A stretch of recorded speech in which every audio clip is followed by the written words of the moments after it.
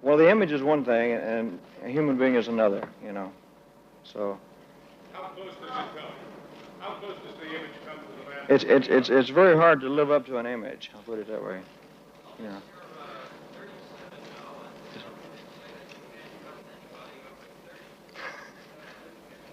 Compared to what they do now. Are you kidding? I didn't do anything. We just jiggle, you know. Yeah.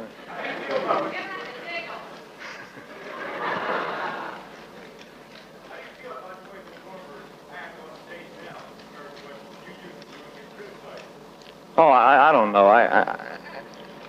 I really can't criticize anybody. You know, in the entertainment field, I think there's room for everybody, and I hate to criticize another performer. You know. I take vitamin E. I was only kidding. I don't know. I just embarrassed myself, man. I don't know, dear. I enjoy the business. I like what I'm doing. Come on over, baby. Oh, the sugar going on. You do, we don't like it. Come on over, baby. Honey, you can't be wrong. Hey, baby. Oh, the sugar going on. Come on over, baby. We got to move by the heart. Do it. Rock and roll has got to go. And go it does at KWK. We're all through playing rock and roll records. This week is record-breaking week here at KWK. And after this week, no more rock and roll will be played on the air. Why do you say? Well, it's a very simple reason. 17 years ago, a system was formed here at KWK, a policy of polling the record shops to decide which records were the most sold, therefore which ones should be played the most on the air. 17 years ago, the system was great. 10 years ago, even 5 years ago, it was a good system. But in the past few months, we've begun to believe that it's becoming antiquated. And so, no more pulling the record shops, no more rock and roll. Now, at the risk of being immodest, that's all right with me also. But I truly believe, it's not necessarily from a genius on my part, that geographically, that it's good from the Delta of Arkansas, for the black man and the white man. And there's just something that goes along with a river, like the mighty, muddy Mississippi. So I think possibly it could have happened in practically anywhere, but I do think the natural place for it to have happened is in the South, and most especially where Handy wrote the blues, Beale Street, Memphis, Tennessee, USA.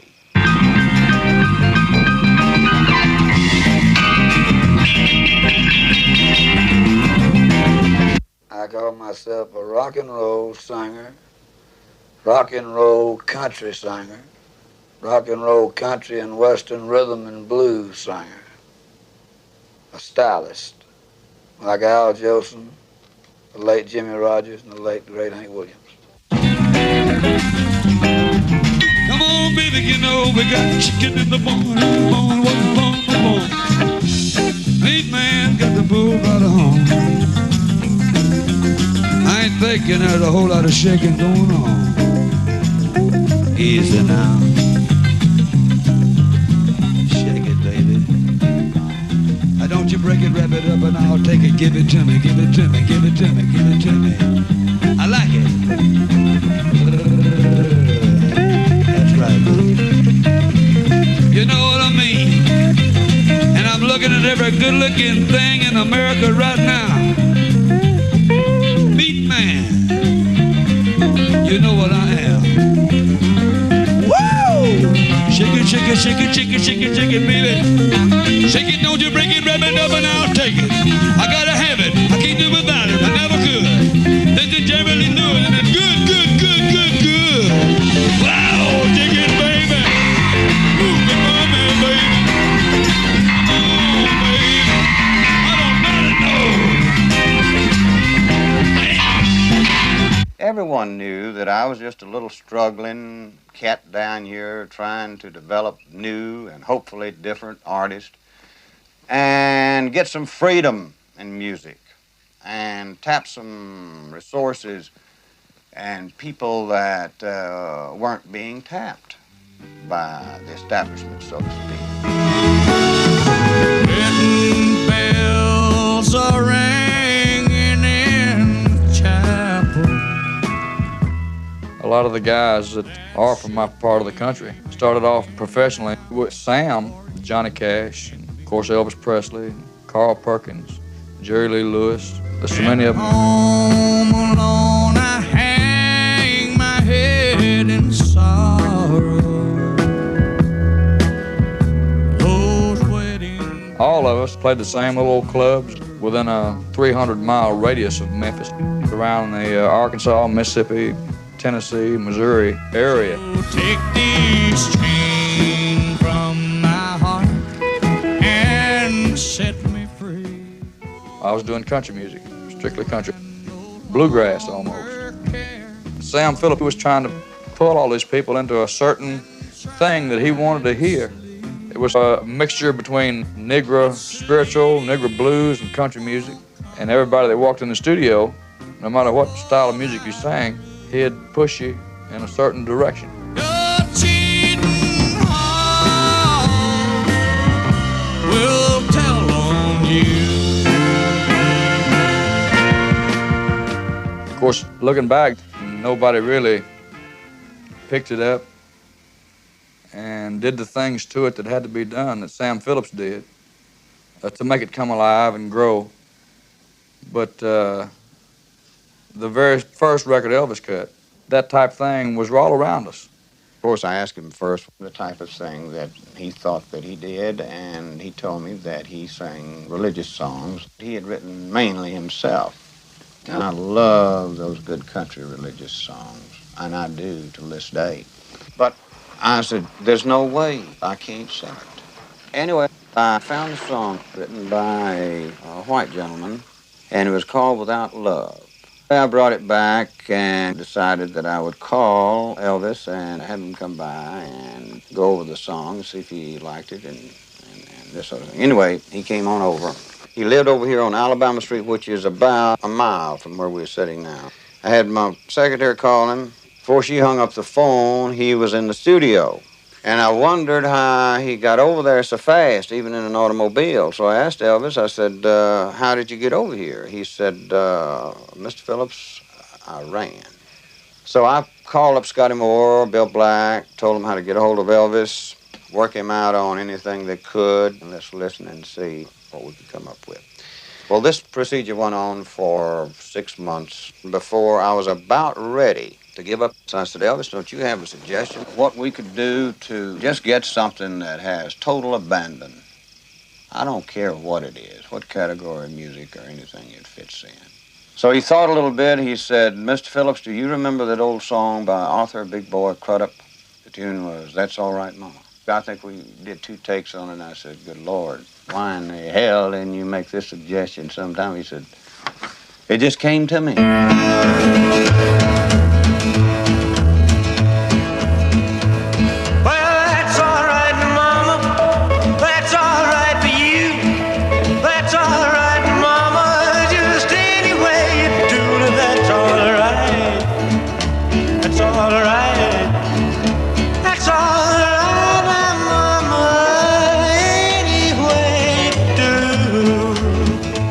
I said, you've got to have one more, Elvis, that you know. This is too good. We've got to have a backside of this record. Then he cut out on this old Blue Moon of Kentucky, written by Bill Monroe and the Bluegrass Boys. And I said, I don't believe this. This meshing of real black man song and a real country song, back to back. I said, I'm going to put these things out back to back. Blue moon, blue moon, blue moon, keep shining bright. Blue moon, keep on shining bright. She gonna bring me back, come on, baby, tonight. Blue moon, keep shining bright. We put that record out, and believe me, we got from ridiculous comments to more ridiculous comments. Some of my best friends that had played R&B records for me, they would say, well, look, Sam, this guy is so country sounding that he shouldn't sing after the sun comes up in the morning. Country, Rooster Crow. Then T. Tommy Couture, who's now WSM in Nashville, one of the big country music stations, Grand Ole Opry station. And I said, well, T. Tommy, can you not play Blue Moon of Kentucky for me? He listened to it. He said, Sam, if I do, says, my listeners will call me and run me out of town. On a day like today, we pass the time away, writing love letters in the sand. How you laugh. So I came in, and Bill met me at the airport and said, there's a new fellow that's going to be on the show with you tonight. He's going to be a very big star. I said, oh, really? Anybody I heard of? He says, I doubt it. His name's Elvis Presley. Well, I had heard of Elvis Presley because I'd lived and been at school in Texas. And I'd seen the name on some country jukeboxes, so I knew he had to be a hillbilly singer. So how could he ever be a big star? And even the name, Elvis Presley, I sort of smiled to myself, you know, he could never be a big star. I was there first and backstage waiting, and in came Elvis with his hair slick and greasy and coat that seemed a little too big for him, sort of hanging off his shoulder. Of course, that's the way he was doing it in those days, and his collar turned up, his pants 3 or 4 inches too long, just sort of bagging down around his shoes, and he came in with about 4 or 5 guys, a couple big fat guys and a couple of little fellas, and he sort of seemed to want to stand behind them. So in a minute I went over and shook hands with him, said, hi Elvis, I'm Pat Boone, and he says, Morris Harvest. And I didn't understand what he was saying. He was because he was very shy. He really seemed to be uncomfortable having to talk to anybody. And I said, Bill Randall tells me you're going to be a big star. Well, my son, and I couldn't understand what that was either. So there was not much to talk about. I could tell he was, he really just wanted to get on, do his few songs, and get out of there. He was just very uncertain of the whole thing. So he did go on first, and Bill gave him a big introduction. But then when he started singing and sort of really getting into it, well, they got excited, and I was glad that I had a big hit record going for me because I had to follow him. So the word got around that Presley was for sale. And believe me, no one had contacted me about buying Presley's contract or anything else I had to sell. If, in fact, I had anything to sell, except my record. But it became known to me that Tom Parker was spreading a rumor. Well, this was not good. After 4 years of work, doing everything or attempting to do everything that's known to the business. So I called up Parker. He said, no, I am certainly not guilty, or any of my people in the organization. I said, well, Tom, I certainly appreciate the fact that you're so candid with me, and I hope you are right. So he said, just before we hung up, he said, by the way, would you be interested in selling Elvis's contract? Well, since my baby left me, well, I found a new place to dwell. Well, it's down at the end of Lonely Street, that Heartbreak Hotel. I'm so lonely, I've been so lonely, I could die. Although it's always crowded, you still can find some room for broken-hearted lovers to cry in the gloom. I'm so lonely, baby. I'm so lonely. I'm so lonely, I could die. Now the bell's tears keep flowing. He told me, he said, Carl, I don't have room for 2 guys singing this same type of thing. But he sold Elvis to RCA Victor. Then he told me, he said, get you a song, man. Well, there's 1 for the money, 2 for the show, 3 to get ready. Now go, cat, go, but don't you step on my blue suede shoe. You can do anything but lay off of my blue suede shoe. And you can knock 'em down. Well, must have been about a week after that. I was playing some shows with Johnny Cash. John said to me one night in Parkin, Arkansas, he said, Carl, why don't you write your song about blue suede shoes? I said, John, I don't know nothing about blue suede shoes. What about them? He said, well, the guys in the Army get dressed up. I'm standing in chow line, somebody will say, don't step on my blue suedes. But it really didn't stir up anything until about 2 weeks after that. I was playing in Jackson, and I heard it the second time. There was a boy and girl dancing right in front of the bandstand, and she stepped on his shoe. And he said, hey, don't step on my suedes. And he was serious. You can do anything but lay all my blue suede shoes. There wasn't a name for what we did. Pardon me, I just called it music with a beat. It got tagged rock and roll somewhere about the 50s. After Blue Suede Shoes came out, somebody somewhere said, that's rock and roll music.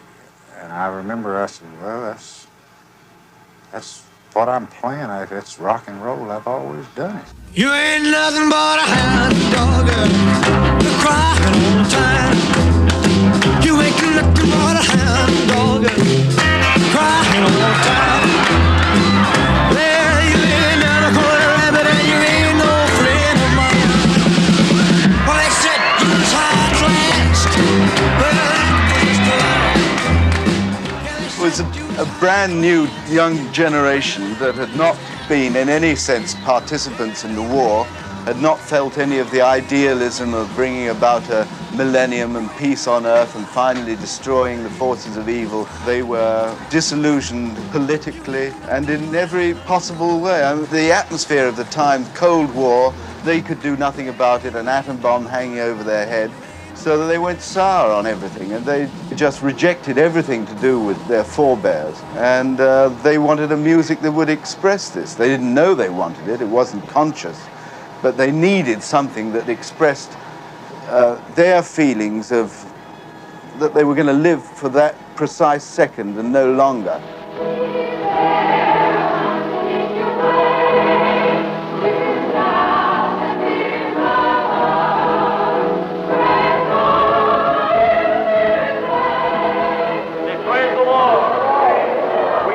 Say that, don't we? Say amen again. Everybody say praise the Lord. Amen. These men come down here from New York and from Florida to find out my reasons on rock and roll music and why I preach against it, and I believe with all of my heart that it is a contributing factor to our juvenile delinquency of today. I 100% believe it. Why I believe that is because I know how it feels when you sing it. I know what it does to you. And I know the evil feeling that you feel when you sing it.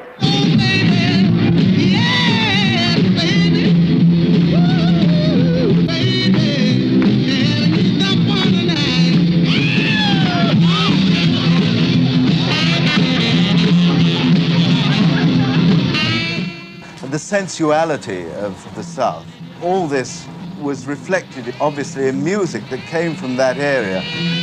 What was called race music, rhythm and blues, black music, but had not been generally heard.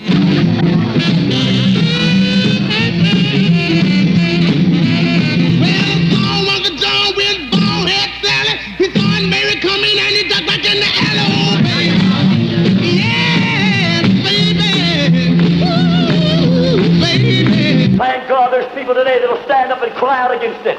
Thank God there's people today that are filled with the Spirit of God that'll stand up and say it's wrong, it's sin. But you, teenager, you're engulfed in it. You're sunk. You're pulled down. You're trampled on. You're bound and forsaken by the devil. That's right. The devil's got his hooks in you. He's pulling you plumb down to that old earth. And you're just going around with your head down and you're scared to death. Teenager, that doesn't show strength to me. That shows weakness. Up in the morning and out to school. The teacher is teaching the golden rule. American history, fighting on bad. That is so hard, open the past. Words get your fingers right down on the bone. The guy behind you won't leave you alone. Ring, ring, goes the bell. The cook of my lunch is ready to sell. You're lucky if you get by.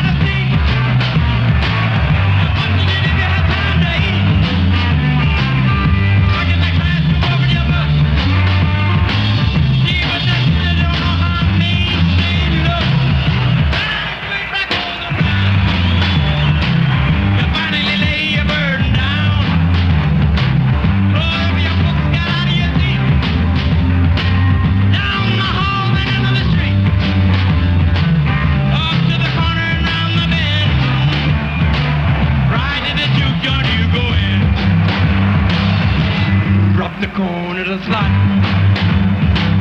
You gotta hear something's really hot. For the one you love, you're making romance. All day long you've been wanting to dance.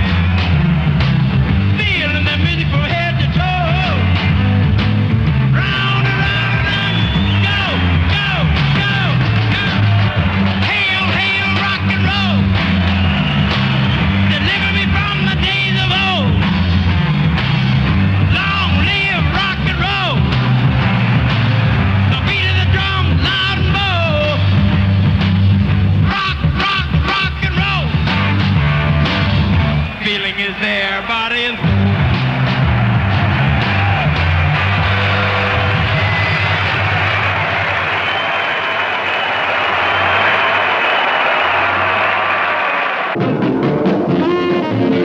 Since the days of the Founding Fathers, many of America's great cultural achievements have traveled across the seas to bring joy and enlightenment abroad. The Twist is our latest contribution. From Copenhagen to Milan, all Europe is gyrating to the beat of the latest from the crazy Americans. And they love it, all of them.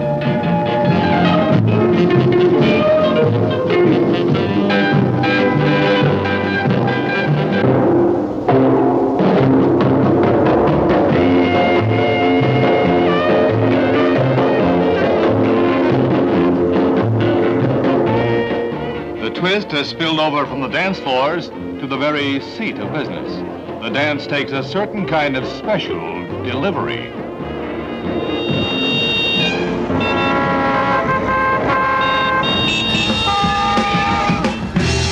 Oh, yeah, yeah. Hey, gonna sing my song. It won't take long. Gonna do the twist and it goes like this.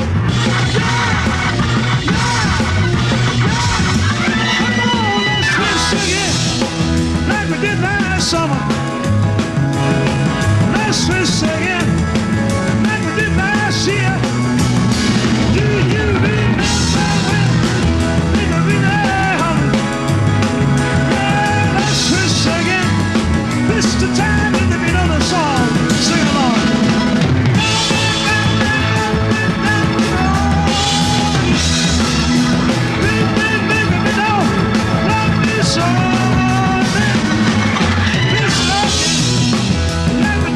Summer. Let's twist again, like we did last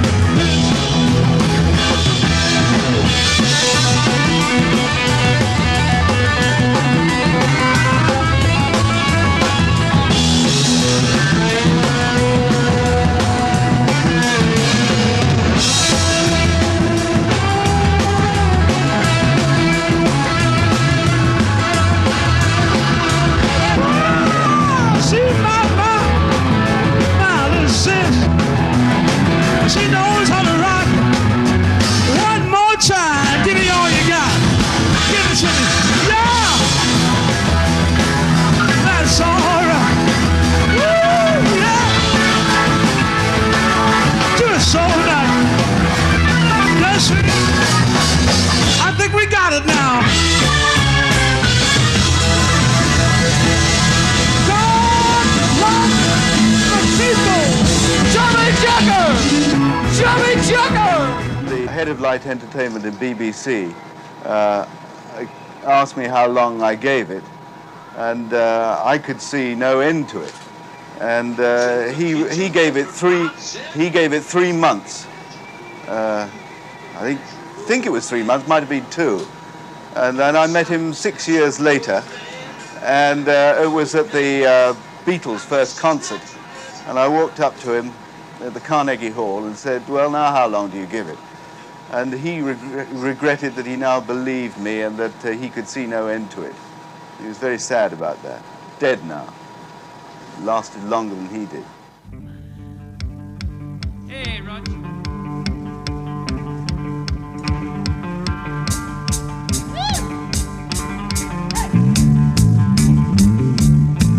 We just safely on down to the toll gate. The driver shout back down the line to the man.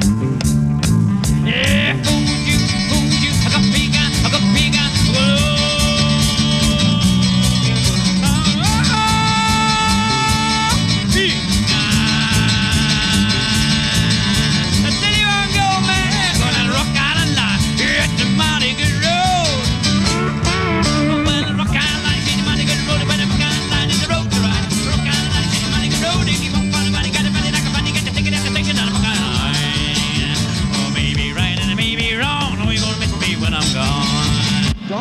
hated rock and roll with a passion because I think basically Donegan was a bit of a musical snob, and rock to him was trash and had no pedigree.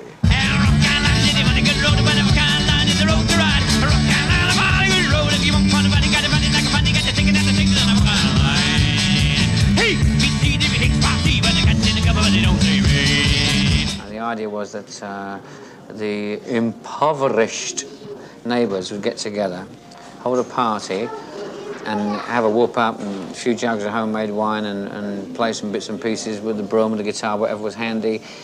Sing whoop ups, you know, sort of Negro version of Knees Up Mother Brown, and pass a hat round for whoever's turn it was to pay the rent. So that's how it's going to be a rent house party or skiffle party, and skiffle music, which was the type of free-for-all music they would play at such a thing. And that's the word we took because we weren't playing pure folk music, obviously, not being Negroes from the Delta, you know. I mean, East Ham High Street, long way, ain't it? Know what I mean? Skiffle was very important to rock because it happened almost simultaneously, maybe a little bit before rock really broke loose. Donegan called it traditional American music because he wanted a pedigree, but actually he invented it because it was, after all, originally played on washboards and cheap guitars, 3-chord stuff, 4-chord at the most, and anybody could do it. They couldn't play guitar solos a la Gene Vincent or sax solos a la Bill Haley's band. But as rock began to become more fatally attractive, they at least had the basis of learning how to play rock. It was very difficult to buy a guitar. Very difficult to buy an acoustic guitar in England at that time. Yes, really. I mean, the guitar trade should really give me a medal. And banjos, of course. You had to find one in a second-hand shop somewhere. Hallelujah!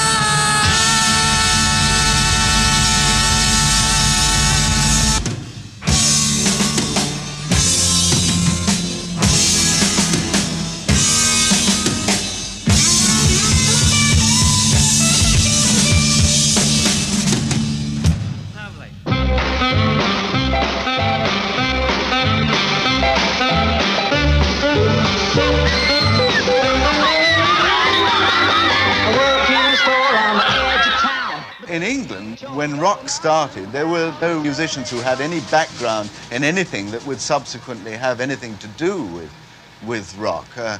The British popular music had been, ever since the advent of jazz, totally imitative.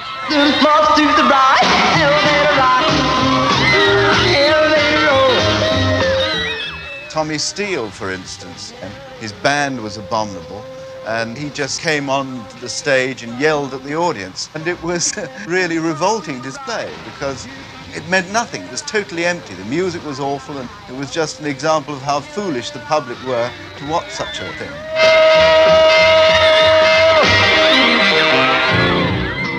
For the early English rock stars, the only way they could get exposure was on the British Music Hall, because the BBC wouldn't have anything to do with them. And if they were going to make it, they had to do it on the old music hall circuits. And it was in that way, coming in contact with the tradition of British music hall, that they learnt the trade of selling their act visually. That was the difference. In America, they were basically people who appeared in package shows in auditoria and dance halls. And they were doing what had been done for years with touring dance bands and so forth, just coming on and singing. How it broke out was that the BBC decided they would do a program for adolescents. The word teenagers wasn't used in polite society at that time. And since I was the youngest member of the BBC team of producers and had never done anything, and they couldn't think of anything I could adequately do, they decided to unleash me on this program which would include such items as whether to wear lipstick before 6 o'clock for young ladies and how to do mountain climbing for Boy Scouts in only hilly areas. Old 6-5.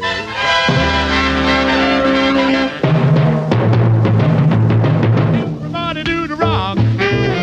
Everybody do the roll.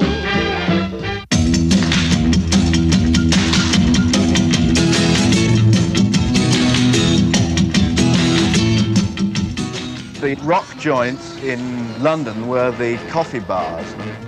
And it became known that people like myself would go around coffee bars and pick up these rock imitators, so that everybody who thought that they could possibly look and sound like Elvis packed into the Two Eyes coffee bar and would strum a guitar and go, a blue jean bob, and I would be idiot enough to pick up a few of them if they were really quite close, as I could see, and put them on the screen, because we had nothing else and we had to do something. And the new singer making his first appearance on Tip for the Top and on television is Terry Dean. You're gonna choose to be your chickadee.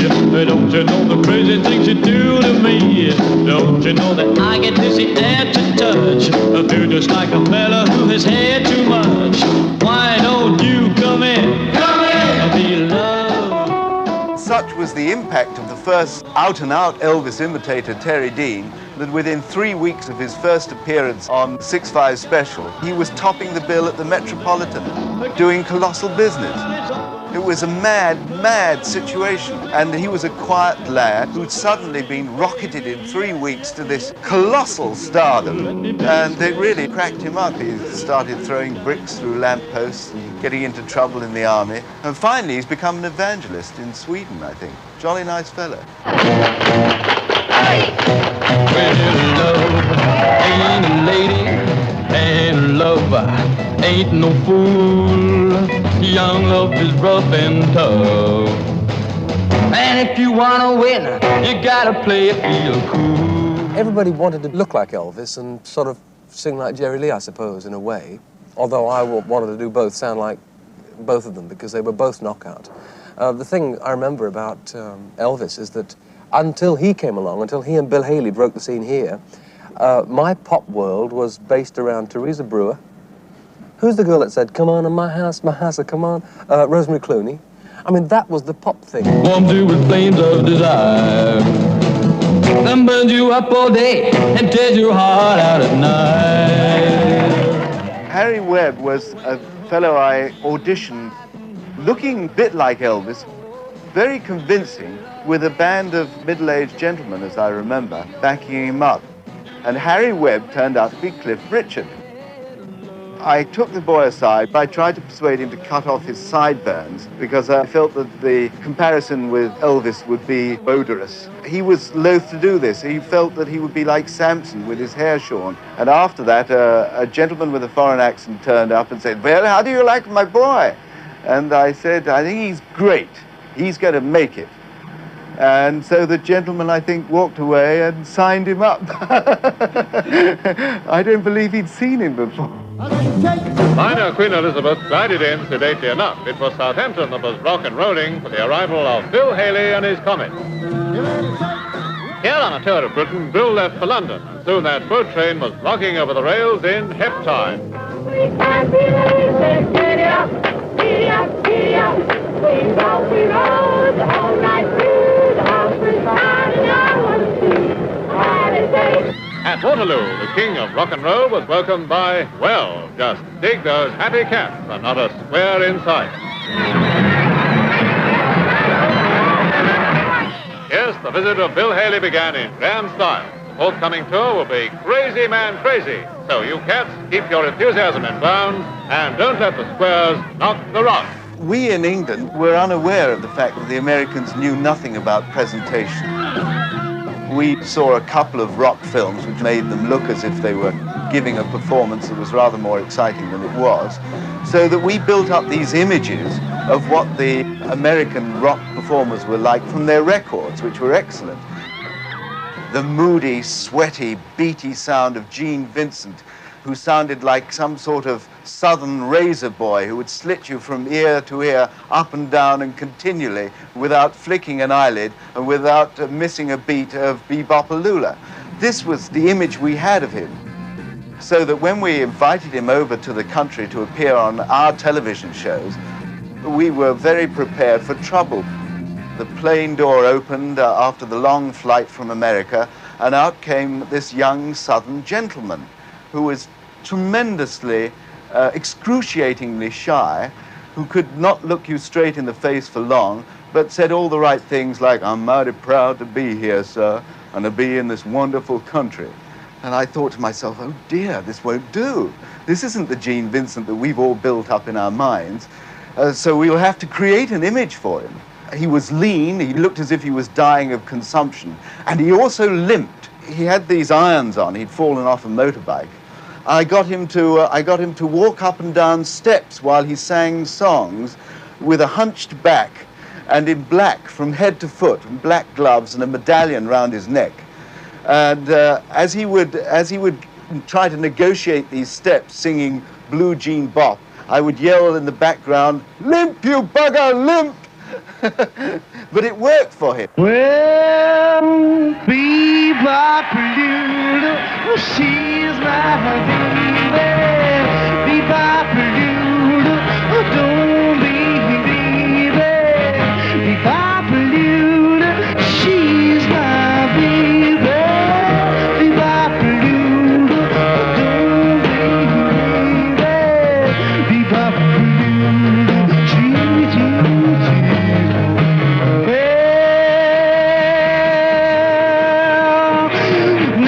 she's the woman that's got that beat. She's the woman with the flying feet. She's the one that walks around the store. She's the one that deals more. Well, Bebopalula, she's my baby.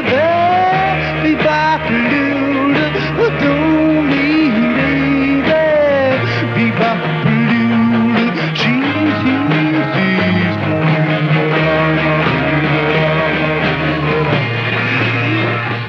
Later on, he was appearing at the Elephant and Castle in one of his first stage performances with his new personality, and the audience was packed with young chaps dressed in black from head to foot with medallions around their necks. At that period, I never wore anything else but a pinstripe suit, and they all turned and looked at me as if to say, "Who is this nit?" And I thought to myself, little do you nits know that you've charged yourself about 10 quid getting kitted up like this because of me. Bebopalula, she's my baby. Bebopalula, don't leave me, baby. Bebopalula, she's my baby.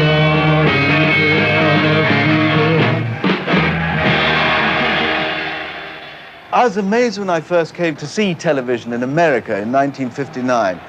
I thought that everything in America was bigger, better, glossier, and so forth, and it was dull as ditch water. They had a smooth young man coming on and introducing records which would then be played whilst callow youths and young ladies would jump around in an aimless, moronic, semi-stupefied condition. And that would be the program, liberally interspersed with advertisements for lotions to improve your complexion. This didn't seem to me to add up to entertainment. Just body, no friends, just body, permanent body with Bobby. Roller, roller, roller, roller, roller perm. Set your hair on rollers.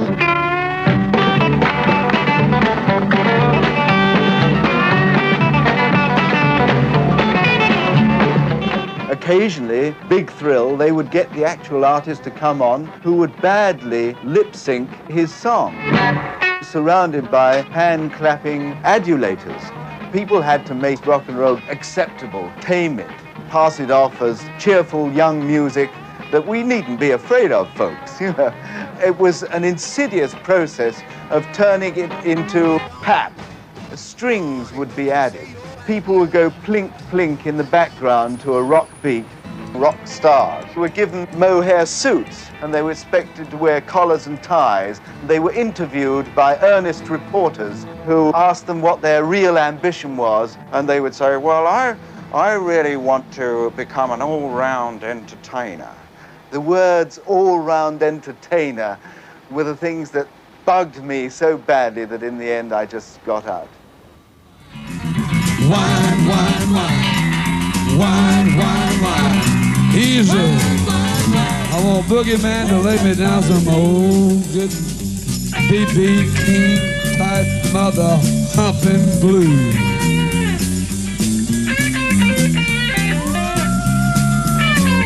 Easy, boys. Take it, Boogie.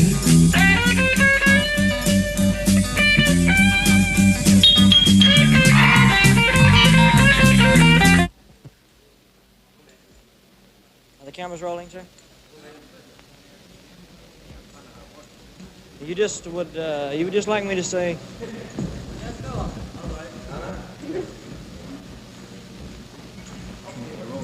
So thank you very much. I would just like to say, ladies and gentlemen, that it's really a privilege to be in Europe.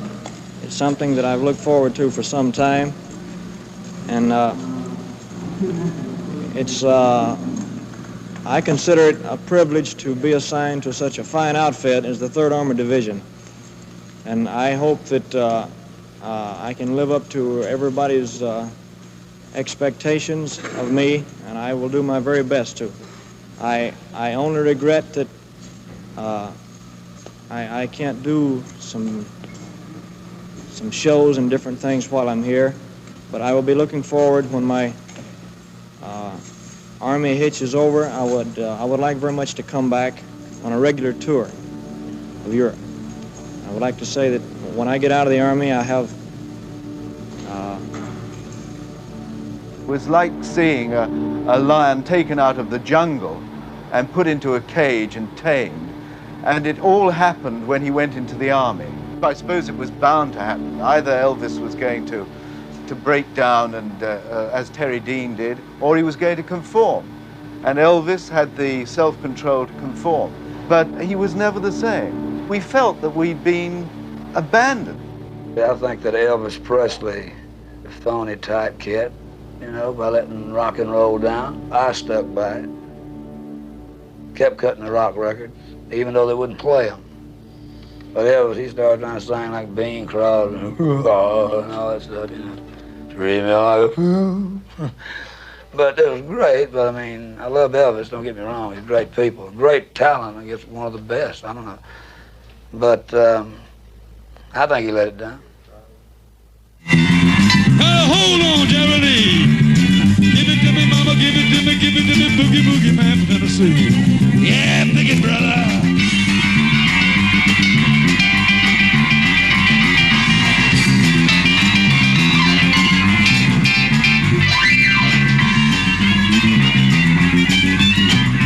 Boogie, boogie, boogie, boogie, boogie.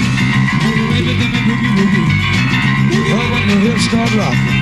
When the knees start knocking. Boogie, boogie, boogie, boogie, boogie, boogie, boogie, boogie, boogie, man from Tennessee.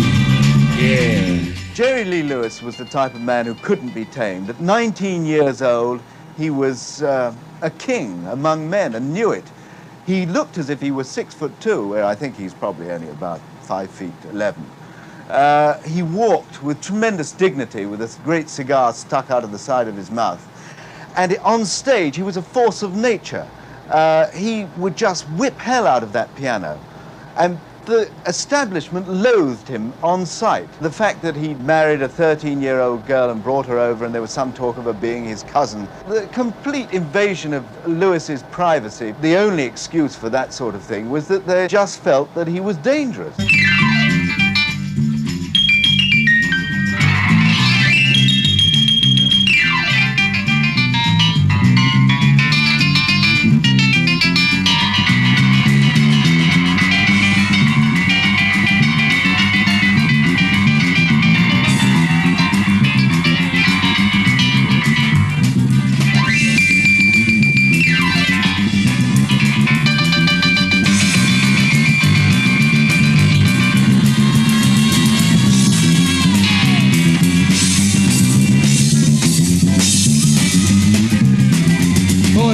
good. I don't regret it.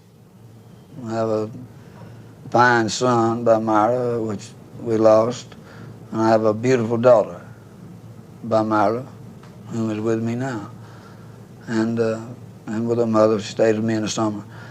But no, I don't regret it, and the criticism didn't mean nothing to me because I knew I had enough talent to overcome it. I've always done what I wanted to do, as long as I felt it was right.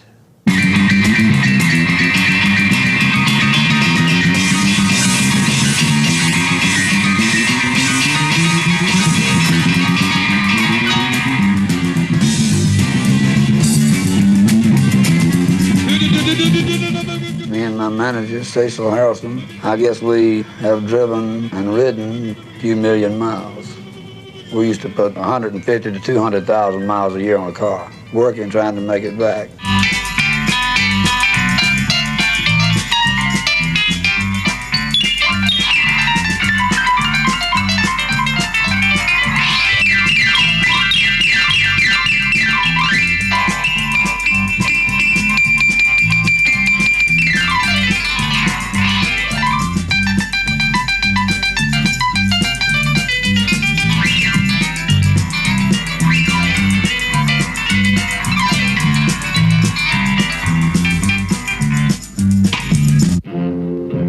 At Fort Dix, New Jersey, Sergeant Elvis Presley is mustered out after 2 years of Army service. The rock and roll idol of millions is back on the scene. Among his greeters, Nancy Sinatra. Elvis is glad as can be to be back and eager to start singing. He's also nearly interested in becoming a serious actor.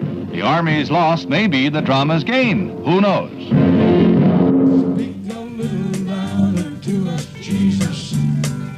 Let your children hear the voice of the dead. With 4 million drums a drumming, 4 million voices a humming, it ain't a single word you live in. The funk began to go out of his music, and although you could sense that Elvis was going to try to stick to his guns and produce the sounds that he wanted, he was overwhelmed by the background. In his battle against the establishment, I'm afraid it was perfectly clear that Elvis lost.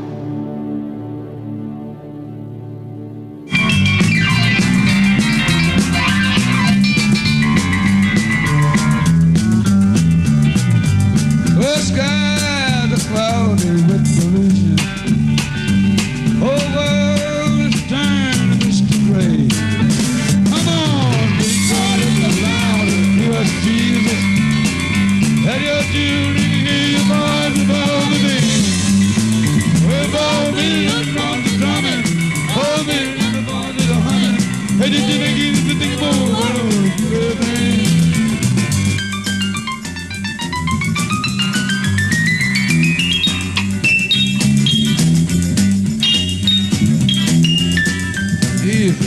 From $10,000 a night to $250 a night is a pretty big disappointment.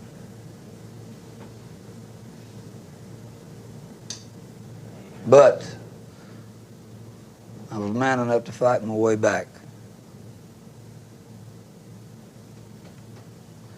Now it just seems like there's nothing to it.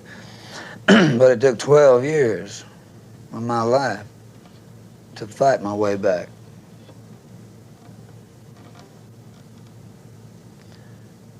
Just for the love of a girl. And then she walked off.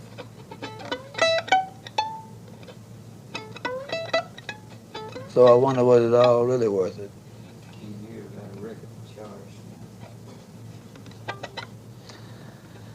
But that's life. We must accept it as it is.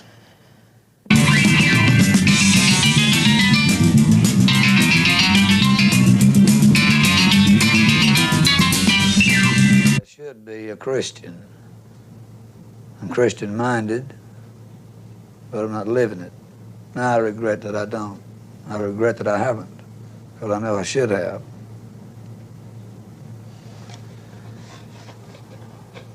Trying to get it out of me, didn't you?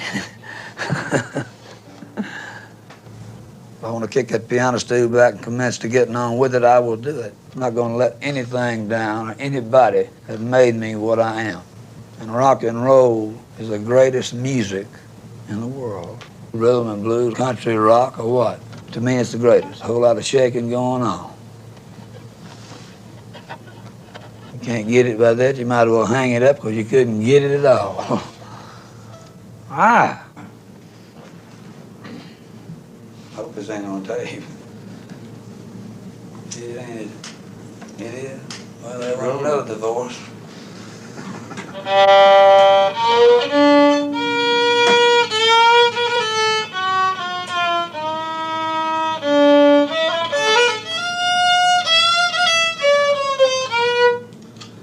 So much as that, Jack Benny will never die as long as I live.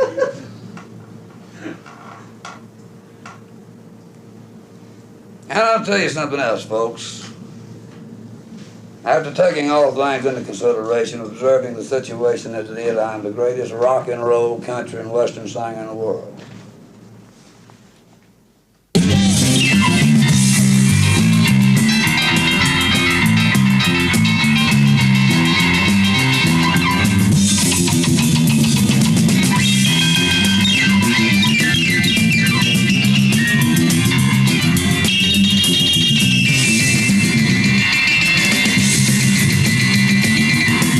We were left without heroes, and the publishers were taking over. The music publishers became important. The bland men who live in Tin Pan Alley and Broadway, these clever buggers, took over the scene and made it acceptable and profitable and as dull as ditch water. All you could hear was Bobby this, Bobby V, Bobby Vinton, Bobby Denton, Bobby Darin, but nothing but Bobbies on the radio. Thank God for the Beatles. They showed them a trick. Shot them out like, cut them down like wheat before the sickle. Rock and roll has got to go, and go it does. That's the best way I know to get rid of them. Why, you say, eliminate rock and roll from programming here on KWK? Well, it's a very simple reason. You see, 17 years ago, we evolved a system of polling the record shops. This system has been copied through the years by radio stations throughout the land. We poll the shops to find out which records they sell the most, and these are the records we play the most the next day on KWK. 17 years ago, it was a great system. 5, 10 years ago, it was wonderful.